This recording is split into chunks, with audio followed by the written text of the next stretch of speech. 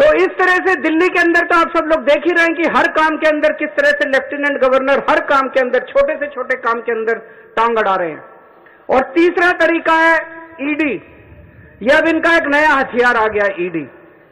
अभी तक इस देश के अंदर यह कानून होता था कि अगर आपने कोई क्राइम किया तो उसकी जांच होती थी, फिर उसमें मुकदमा चलता था। मुकदमे में तय होता था कि कौन कौन दोषी है, कौन कौन निर्दोष है। जो दोषी है उसको सजा मिलती थी, वो जेल जाता था। मुकदमे के बाद, मुकदमा खत्म होने के बाद आदमी जेल जाता था जिसको दोषी माना जाता था। अब अब तय कर लेते हैं कि इसको जेल भेजना है, तो उसको पकड़ लेते हैं, उसको जेल में डाल देते हैं। फिर सोचते हैं अब इस पे क्या मुकदमा करें, इस पे क्या केस बनाएं। फिर ये केस बनाते हैं और केस बनाने के बाद फिर वो तब तक जेल में रहता है जब तक कि मुकदमा पूरा ना हो जाए और वो निर्दोष साबित ना हो जाए। हमारे देश के अंदर 15-15 साल लग जाते हैं मुकदमे पूरे होने में।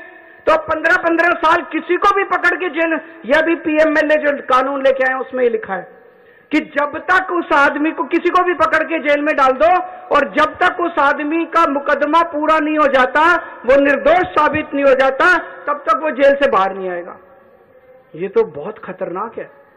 अभी हेमंत सोरेन साहब को इन्होंने जेल में डाल दिया, अभी तक उनके ऊपर कुछ भी साबित नहीं हुआ है, अभी उनके ऊपर मुकदमा नहीं चला है, अभी मुकदमा शुरू भी नहीं हुआ है, अभी जांच चल रही है। लेकिन अगर मुकदमे को 15 साल लगे तो हेमंत सोरेन साहब 15 साल जेल में रहेंगे। और ये तो किसी को भी कर दें, कल मुझे पकड़ के जेल में डाल देंगे, विजयन साहब को पकड़ के जेल में डाल देंगे, स्टेलिन साहब को पकड़ के जेल में डाल देंगे, सीतारमैया साहब को पकड़ के जेल में डाल देंगे, सुखविंदर जी को, किसी भी को भी पकड़ के जेल में डाल देंगे और सरकार गिरा देंगे। हेमंत सोरेन साहब को जेल में डाला, उसके बाद 48 घंटे तक ये लोग तोड़ने की कोशिश करते रहे, जेएमएम को तोड़ देते हैं। ये तो भगवान का भला और जेएमएम वालों का महान है, जेएमएम वाले जो टूटे नहीं इनके सामने।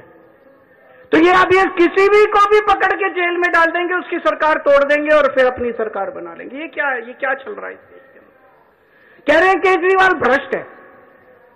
मैं पूछना चाहता हूं, मैंने दिल्ली में बिजली सस्ती, बिजली फ्री कर दी दिल्ली के अंदर, मध्य प्रदेश में, गुजरात में, उत्तर प्रदेश में सबसे महंगी बिजली मिल रही है देश में।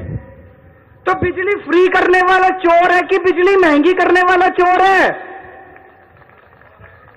दिल्ली में मैंने सबका इलाज मुफ्त कर दिया, चाहे गरीब हो चाहे अमीर हो, सरकारी अस्पताल में चले जाओ, सबका दवा दारू सब फ्री। मध्य प्रदेश में, गुजरात में, उत्तर प्रदेश में चले जाओ, इतना महंगा इलाज, सरकारी अस्पतालों का बेड़ा गर्क कर दिया इन लोगों को। मैं पूछ रहा हूं, लोगों का इलाज फ्री करने वाला चोर है कि लोगों का इलाज महंगा करने वाला चोर है? किसी को भी पकड़ के चोर चोर चोर चोर चिल्लाना चालू कर देते हैं लोग। तो दोस्तों, देश का बहुत बुरा हाल है।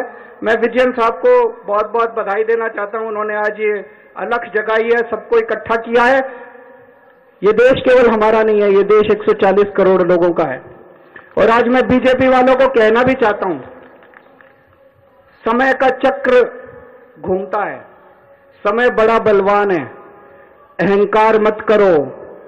भगवान ना करे कल समय का चक्र जब घूमेगा और तुम इधर होगे और हम उधर होएंगे, कहीं ऐसा ना हो कि यही